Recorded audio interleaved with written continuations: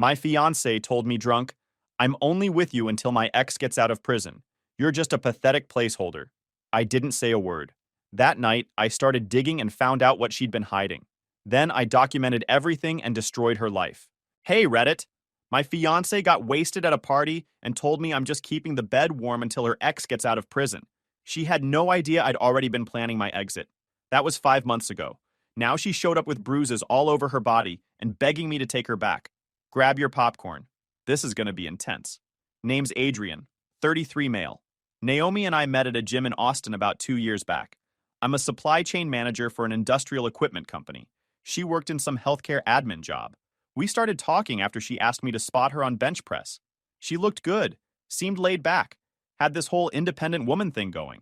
After my divorce, 3 years prior, where my ex-wife decided she needed to find herself in Bali with a yoga instructor, that was exactly what I needed. Our first actual date was at this barbecue place downtown. She spent 15 minutes telling me this story about her crazy aunt who tried to smuggle a rooster on a plane, complete with accents and hand gestures that had the whole table laughing. I laughed more than I had in months. She seemed real. The first few months were solid. She'd pack me lunches with little notes. She'd actually laugh at my jokes. She never complained when I wanted to watch football all Sunday. Never gave me grief about going out with Ben and the guys. It was easy. But I was coming off a divorce where every single day had been a negotiation. Naomi seemed like the opposite of all that. I thought I'd finally found someone who got me. My brother Enzo met her about 3 months in. He worked fraud investigation for a major bank and had this annoying habit of psychoanalyzing everyone I dated. We grabbed dinner at this burger place near his office. So what do you actually do in healthcare admin? Enzo asked Naomi, doing his detective thing. Billing and insurance claims mostly. Making sure providers get paid. Dealing with insurance companies. Not exciting, but it pays the bills. How long you been doing that? About 4 years. Moved around a bit, but settled here in Austin about 3 years ago. Where'd you move from? She paused for just a second. Arizona originally, then did some time in Phoenix before landing here. Enzo noticed the pause, but he didn't push. After dinner, when Naomi went to the restroom, he leaned over. I don't know, something's off about her. You're just paranoid. He paused. Maybe. I told him he needed to relax. By month 4, she was staying over most nights. By month 8, she'd fully invaded my place. Skincare products everywhere, clothes taking over my closet, her food preferences dictating what I kept in the fridge. I didn't mind at the time. Made the place feel less empty. The only thing that seemed off was how she never talked about her past in detail. Every time I asked about her family or previous relationships, she'd give these vague answers and change the subject. Said her ex was toxic and made bad decisions. When I pushed for details, she got defensive. He's not in my life anymore, and that's all that matters, Adrian. Fair enough. Around our 1-year mark, she moved in officially. Split the rent 50-50, never complained about my schedule, actually encouraged me to have my own space. We got engaged 4 months later. I proposed with my grandmother's ring on a random Thursday morning. She cried, posted it all over social media within 5 minutes. The whole performance. Wedding planning kicked into high gear immediately. She wanted everything perfect. Venue at this ranch outside Austin, premium photographer, custom invitations. Every time I suggested scaling back, she'd get this disappointed look like I was letting her down. This is our one wedding, Adrian. Don't you want it to be special? Of course I did. So I kept writing checks. Ben thought I was insane. You're spending 40 grand on one day? That's a car, man. It's what she wants. He shook his head but didn't push it. Everything seemed fine until late August, about 6 weeks before the wedding. That's when the phone call started. Naomi would get texts that made her face go pale, like someone had flipped a switch. Then she'd step outside or into another room to answer. Always with the same excuse when she came back. Family drama, her sister's divorce, her mom's health scare, her brother's job problems, her cousin's custody battle, her aunt's legal issues. Every week it was something new. Then came the mood swings. One day she'd be normal Naomi, making jokes and talking about honeymoon plans. The next day she'd snap at me for asking basic questions about the wedding schedule. You getting cold feet or something? I asked one night after she'd spent 2 hours on a mysterious call. Why would you even ask that? She shot back. You think I'd go through all this planning if I didn't want to marry you? Just seems like something's bothering you. My family's a mess right now, Adrian. Not everyone has their life together like you do. I let it slide. Figured wedding stress was getting to her. 2 weeks before our wedding, she postponed it. Said her grandmother was dying and she couldn't deal with wedding planning during a family crisis. I was frustrated but understood. These things happen. The postponed wedding should have been on October 12th. Ben's birthday party was October 18th. Ben's my college buddy, practically my brother. We'd lived together junior and senior year, survived multiple road trips and bad decisions together, served as each other's best man at our respective weddings. His divorce came through a year before mine, so we'd been the support system for each other through all that. Now we were both back in the dating pool. 30 people at his place, mostly couples from our friend group. Everyone bringing the usual potluck chaos, someone's terrible potato salad, someone else's amazing ribs, way too much chips and dip. Naomi started acting off early, which wasn't like her. She usually kept it together at social events, claiming she preferred to stay clear-headed. That night, she was different before 9 o'clock. Hey, maybe take it easy, I suggested around 10:30, when I saw her heading back for more. Stop being such a control freak, she snapped, loud enough that a few people nearby glanced over. I'm not trying to control you, just don't want you to feel terrible tomorrow. I'm a grown woman, Adrian. I think I can handle myself. Something was different. Her whole vibe was off. By 11, she was loud and erratic in a way I'd never seen. Interrupting conversations, laughing too hard at things that weren't funny, getting weirdly aggressive with Ben's girlfriend. People were starting to notice. I caught Ben's eye across the room and he gave me that look. I tried to get her to slow down, but she waved me off and headed to the kitchen. I followed, figuring maybe I could convince her to switch gears, or at least take a break. Around midnight, she found me in Ben's kitchen and sat down. Ben had gone to the living room, leaving us alone. Later, he told me he regretted that. But how was he supposed to know what was coming? Adrian, she said, I need to tell you something. Everything felt weird. The party noise in the next room got quieter somehow. Okay, I said, keeping my voice level. She looked me dead in the eyes with this weird mix of defiance and satisfaction. I'm only with you until Dante gets out of prison. He's the love of my life. You're just a substitute. A warm body keeping things comfortable until he's available. My brain didn't process it at first. What did you just say? You heard me. She leaned back against the counter, looking almost proud of herself. Dante gets out in January and then I'm done with this whole act. 2 months, babe. Just 2 more months of pretending your boring life is interesting. I felt my jaw tighten, but I kept my face neutral. Who's Dante? She laughed. The real love of my life. The guy who actually gets me. Not some safe, predictable guy who thinks a nice 401k makes him interesting. I stood up without saying anything and walked to the bathroom. Locked the door, pulled out my phone and hit record on a voice memo. October 18th, 12:15 a.m. Naomi just told me, quote, I'm only with you until Dante gets out of prison. He's the love of my life. You're just a substitute. Said Dante gets out in January and she's done with this charade. I saved the recording, took a breath, and went back out. Naomi was exactly where I'd left her, now talking to Ben's girlfriend about something completely unrelated, like nothing had happened. We drove home in silence. She passed out before we hit the highway. I kept glancing at her, this person I'd planned to marry, wondering who I'd actually been living with. Next morning, she woke up feeling terrible with zero memory of what she'd said. She apologized for being out of control and asked if she'd embarrassed herself. You were pretty out of it. Do you remember what you told me? She squinted. Did I say something weird? You mentioned someone named Dante. For just a second, her whole face changed. Panic. Then it was gone. I don't know anyone named Dante. You must have misheard me. She turned away to pour coffee.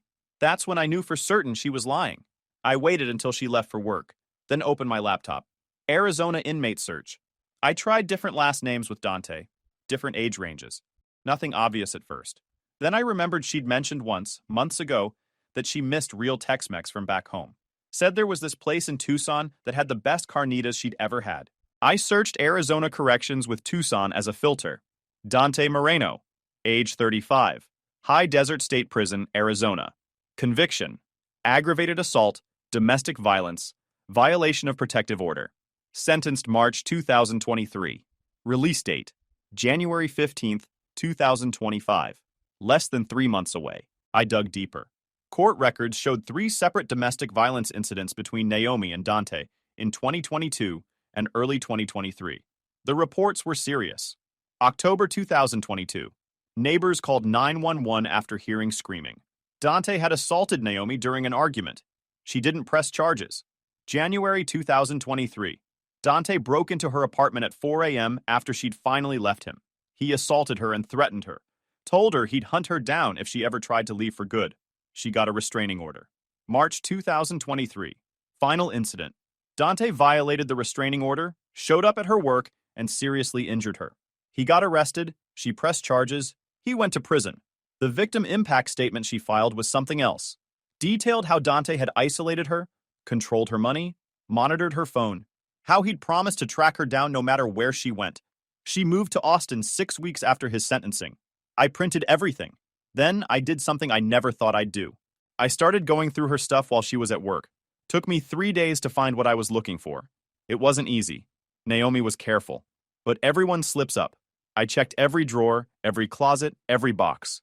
Day 1, nothing. Day 2, still nothing. Day 3, I was in the guest bedroom when I heard her car.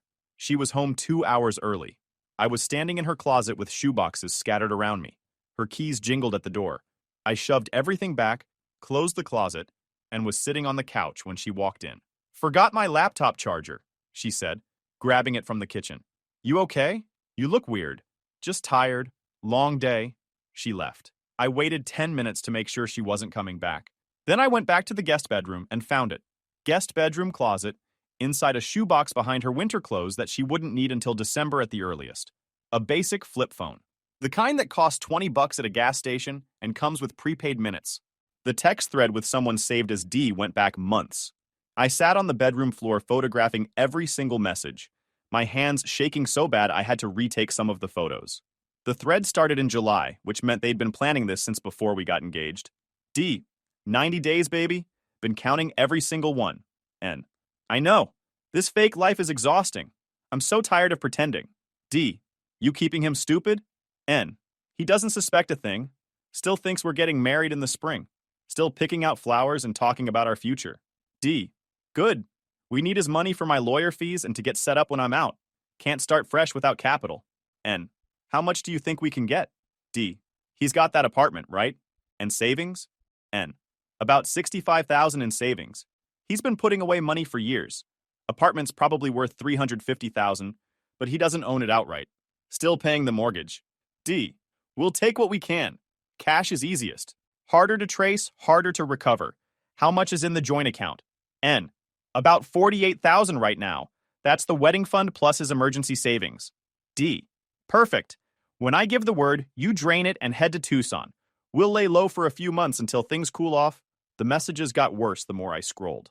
They were laughing about my romantic gestures, discussing how boring I was in bed compared to Dante, including a comparison I'm not repeating because some things can't be unseen. But the ones that really destroyed me were from before we even met. D, found a good mark in Austin.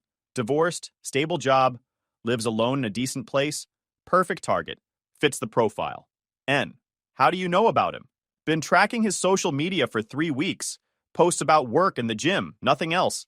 Recent divorce, no girlfriend activity, no kids. Lonely guy looking for connection. Easy pickings. What's my approach? Gym near his apartment complex. You spot him on bench. Make it look natural and organic. Be the cool girl. No pressure, no drama, no demands. Make him think he found the perfect woman. Make him think it's his idea. And the timeline? I've got about 8 months before my appeal hearing. If that doesn't work, I'm looking at another 18 months minimum. We need to build the relationship, gain access to his finances, and have the exit strategy ready when I know my release date for sure. They'd hunted me like an animal, researched me, studied my patterns, identified my vulnerabilities, planned the exact way to make me fall for her. Every single moment had been calculated from day one. I photographed every message and backed everything up. Then I put the phone back exactly where I found it. My brother Enzo works in fraud investigation for a bank. I called him that night and laid out the whole situation. That's textbook romance fraud, he said, after I sent him screenshots. And probably conspiracy. You need to protect your assets immediately. Like, right now. Tonight. I'm listening. Separate your finances now. Don't tell her. Document everything. Get a lawyer. Won't she notice if I suddenly close our joint account? Don't close it. Just stop putting money in it.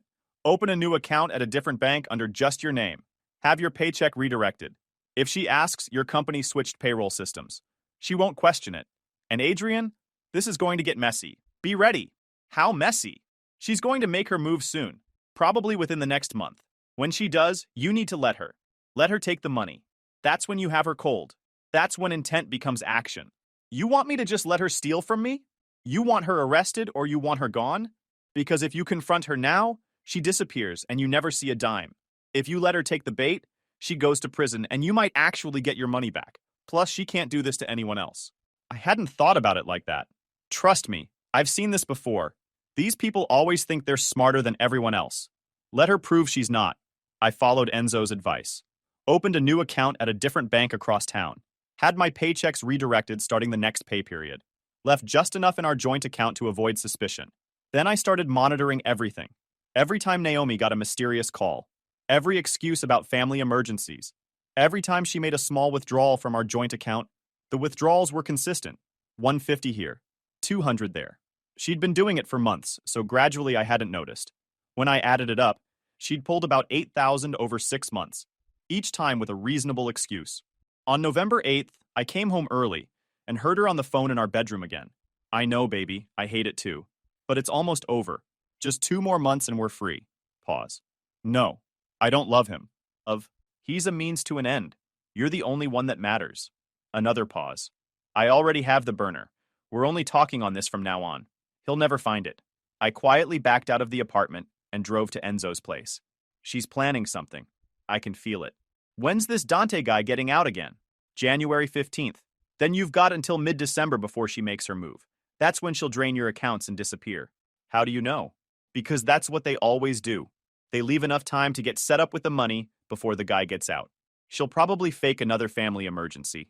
We need to find out if she's done this before. Enzo pulled some strings with his contacts. Took him 3 days to get back to me. Found something. Naomi Whitmore isn't her real name. Her legal name is Naomi Ann Porter. Born in New Mexico, not Texas like she told you.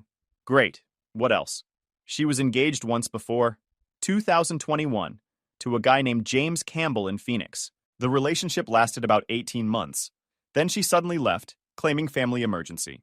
James filed a police report for theft, said she cleaned out their joint account, took about $18,000, and vanished. Never pressed charges because he couldn't prove she hadn't just withdrawn her share. Was this while Dante was in prison before? Enzo checked his notes. Dante was in county jail at the time on a different charge. Got out 6 weeks after Naomi disappeared from Phoenix. Then they got arrested together 8 months later on the domestic violence stuff. So this is their system. Dante goes to prison, Naomi finds a new target, bleeds him dry, disappears right before Dante gets out. Exactly. And you're the latest mark. I felt sick. Every moment of the past 2 years had been a performance. Every laugh, every kiss, every time she told me she loved me, all fake. Naomi announced she was taking a trip on December 12th. I came home to find her packing a suitcase. Where are you headed? My grandmother died. I have to go to Albuquerque for the funeral. I'm sorry to hear that. When's the funeral? Day after tomorrow. I'll probably be gone about a week. Family's going to need help sorting through her stuff. You want me to come with you? No, she said quickly. It's going to be chaotic and emotional. Plus, you'd have to take time off work. I'll be fine. She left the next morning, gave me a long hug, told me she loved me, promised to call when she landed. She didn't call. I checked the joint account that afternoon. $42,000 gone.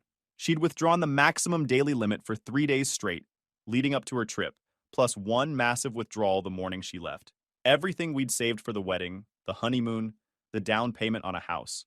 The account had $48,000 when I'd last checked a week ago, but daily withdrawal limits kept her from getting it all in one shot. Good. I called Enzo immediately. She took the bait. How much? $42,000. Geez. Okay. You need to file a police report right now. Today. We drove to the Austin PD together. I brought everything. The text messages from the burner phone. The court records from Arizona. The background check showing her real name. Everything. The detective who took my statement was a woman in her 40s named Petrov. She reviewed everything I brought and whistled low. This is clear-cut fraud. She entered into this relationship under false pretenses with the intent to steal from you. Plus, she's using a fake identity, which adds another layer. Can you actually arrest her for this? Absolutely. Combined with everything you've shown me, we have more than enough. What about Dante? He's part of the conspiracy. He's going back to prison before he ever gets released. I left the station feeling vindicated and exhausted. That night, Naomi called for the first time since leaving. Hey, babe, she said, sounding relaxed and happy. How are you? I'm good. How's everything going with the funeral? Oh, sad. Lots of family drama. My aunt is being difficult about the will. When do you think you'll be back? There was a pause. Actually, that's why I called. Things are more complicated than expected. I might need to stay another week or two. Another week or two. Yeah, I know it's not ideal, but family has to come first, right? Right, I said flatly. You sound upset. Just tired? Long day at work? Okay, well, I'll let you go. Love you. She hung up before I could respond. That was the last call before everything went to heck for her. Detective Petrov called me 3 days later.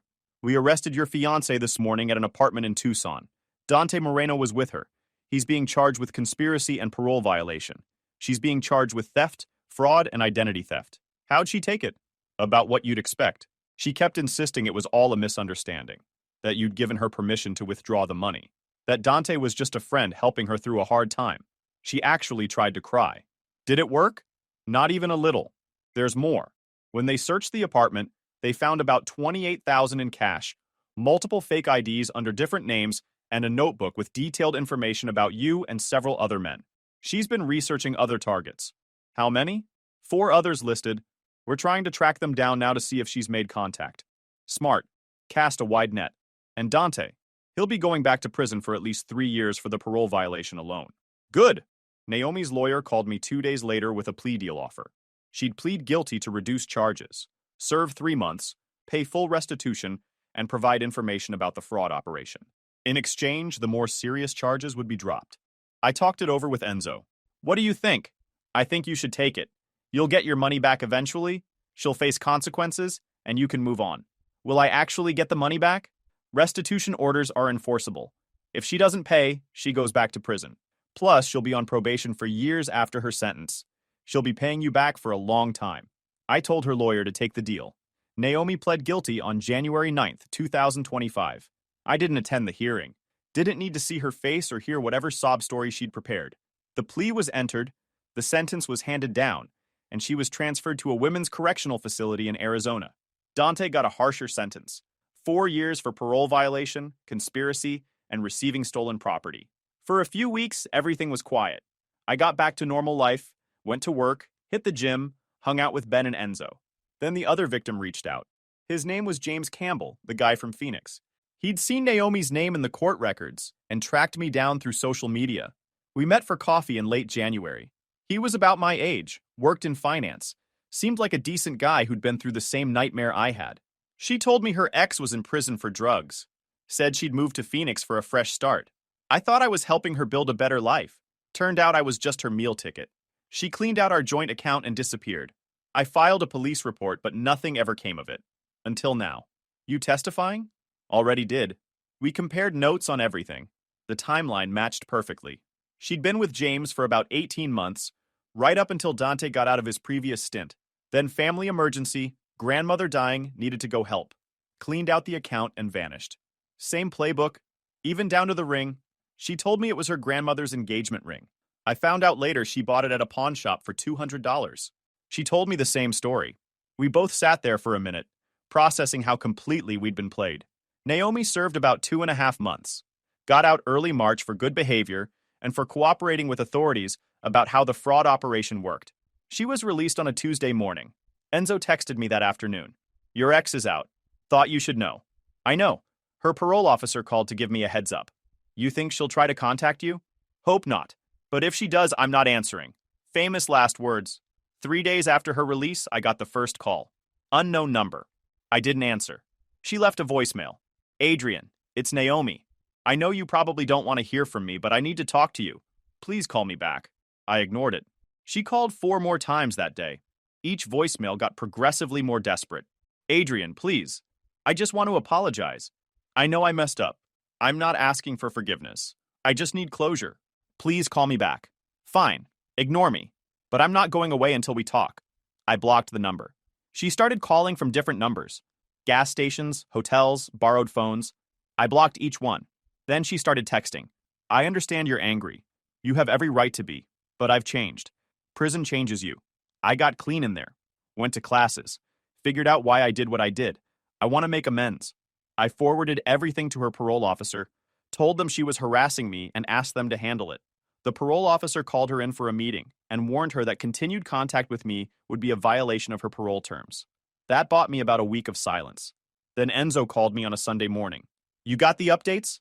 What updates? Your ex's boyfriend got out yesterday. Early release for good behavior. Dante is out? Yeah.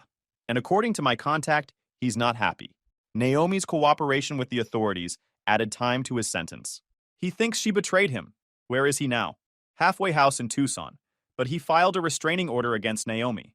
Said she's been trying to contact him, and he wants nothing to do with her. I felt a cold sense of satisfaction. So he dumped her. Looks like it. The great love of her life wants nothing to do with her now that she's a snitch. Karma's real. After that, things got quiet. Thought I'm finally done with all this drama. I was wrong. Naomi still had one move. The doorbell camera alert woke me up at 3 a.m. on a Thursday. I grabbed my phone expecting to see a delivery driver or maybe some drunk kids messing around. It was Naomi. She looked rough. Bruised face with fingerprint marks visible on her neck, cut lip still bleeding, black eye swelling shut. Hair matted with what might have been blood, clothes torn and dirty like she'd been sleeping in a dumpster. She was crying and clutching her side like her ribs were broken, bent over from the pain. I watched her through my phone. Didn't move from my bed, didn't even sit up. Just propped the phone against my nightstand and watched. She pressed the doorbell again, then started knocking, then pounding with both fists like she was trying to break through solid oak. Adrian, please, she said to the camera, her voice cracking. I know you're there. I can see your lights on. Please open the door. I'm hurt. I need help. I turned off my bedroom light and kept watching in the dark. She slid down to sit on my doorstep, still crying, wrapping her arms around herself like she was freezing. Started talking to the camera like I was sitting right next to her. Dante did this. He got out, and I went to see him, because I thought he still loved me. But he just lost it. Said I ruined his life. Said I was a snitch and a traitor. He attacked me in the parking lot of his halfway house and just left me there. Threw me out like garbage. I crawled to my car and I didn't know where else to go. I have nowhere, Adrian. No money, no friends. My family blocked my number. You're all I have left. You're the only person who might still care. I unmuted just long enough to hear if she'd say anything interesting, then muted again and went to get water. When I came back 3 minutes later, she was standing again, pounding on the door with renewed fury. I know what I did was horrible. I know I don't deserve your help, but please, I'm begging you, I'll do anything. I'll pay you back every single penny. I'll work for you. I'll be your maid, your assistant, whatever you need. Just please don't leave me out here like this. I sat on my couch and pulled up the Celtics highlights I'd been watching before her arrival interrupted my night. They were up by 14 in the third quarter. Nice. The pounding got more frantic. She was practically screaming now, her voice going hoarse. Adrian, open this door. I said open this door right now. You can't just leave me out here. I could die out here. What kind of man leaves someone to die on their doorstep? She started crying again, but it sounded different. Less desperate, more furious. Fine. You know what? Fine. I gave you 2 years of my life. 2 years. And this is how you repay me? You're pathetic, Adrian. You're a pathetic excuse for a man. You're hiding in there like a scared little boy instead of facing me like an adult. I turned up the volume on the game. Tatum hit a three-pointer. Beautiful shot. You think you're so much better than me? You're not. You're boring and safe and basic. I did you a favor by being with you. Nobody else would put up with your boring life. The real Naomi was coming out now. Then she started kicking the door. Hard enough that I heard the thuds even without unmuting my phone. My neighbor Jeff's light came on across the hall. Probably calling the cops already. Jeff was reliable like that. I'll go to the police. I'll tell them you did this. I'll tell them you hurt me. Look at my face. I have proof. I'll tell them you threatened me, that I had to run for my life. I'll destroy you. I'll ruin your life like you ruined mine. She was fully unhinged now, screaming at the camera. This was the woman who'd spent 2 years pretending to love me. This was who she really was. You think you're safe? You're not. I know where you work. I know your schedule. I know everything about you. You can't hide from me. That was probably a parole violation right there. I made a mental note to send this footage to her parole officer in the morning. Around 3:30 a.m., a police car pulled up. 2 officers got out, hands near their belts. Cautious approach. They'd probably been briefed by Jeff about a woman having a complete breakdown. I watched through the camera as they approached. Naomi spotted them and immediately flipped the switch. The rage vanished. She became small, helpless, broken, slumped against the door, crying softly, the perfect picture of a victim. "He won't let me in," she sobbed to the officers, her voice suddenly soft and trembling. "I'm his fiancée, and I'm hurt, and he won't let me in. I just need help. I'm scared." The officers asked for ID, asked her to explain what happened, their tone neutral. I could see one of them talking into his radio, probably running her name through the system. Then one of the officers walked up to my door and knocked 3 times. I didn't answer. Instead, I pulled up the non-emergency text line and sent a message with my information and a brief explanation. "Woman at my door is Naomi Porter, my ex-fiancée. She was arrested for fraud, currently on parole. She has a no-contact order regarding me. She showed up at 3 a.m. despite this order. I have not opened my door or made any contact. Please remove her from the property. I can provide video footage if needed." The officer checked his phone, read my message, his expression shifting from neutral to understanding. He nodded to himself and walked back to Naomi. "Ma'am, I need you to leave this property immediately. The resident has made it clear he doesn't want contact with you. According to our records, you're currently on parole with a no-contact order. If you don't leave voluntarily right now, we'll have to arrest you for criminal trespass and violation of your parole conditions." "But I'm hurt. I need help. He's just leaving me to die out here. We can take you to a hospital or to a shelter, but you cannot stay at this location. That's not optional. You need to make a choice right now." She looked back at my door one more time. I could see it in her eyes through the camera. The calculation. The desperate search for any angle, any manipulation that might still work. She found nothing, because there was nothing to find. The officer took her arm gently but firmly. "Ma'am, let's go." She let them lead her to the cruiser, still crying, playing the victim until the very end. They put her in the back seat, not under arrest, just giving her a ride, probably to the county shelter on 5th Street. The car pulled away, tail lights disappearing down the street.